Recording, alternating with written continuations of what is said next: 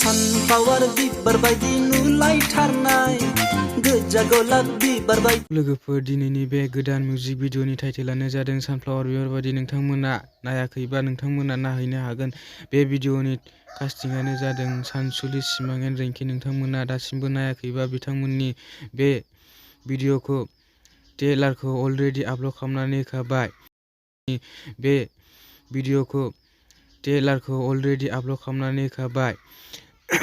बिथांमोननि इउटुब चेनेलाव नेहेर फिल्म प्रडाक्शन इउटुब चेनेलाव सार्च खालामनानै दायो नायहैनो लादो। नोंथांमोना जेब्ला फुल आपडेटखौ मोनगोन खनसे। आरो बे मेथाइखौ रोजाबदों नयन बरगयारी। आरो आंनि चेनेलाव गोदानब्ला आंनि चेनेलखौ लाइक, शेयार, साबस्क्राइब खालामना हो। आरो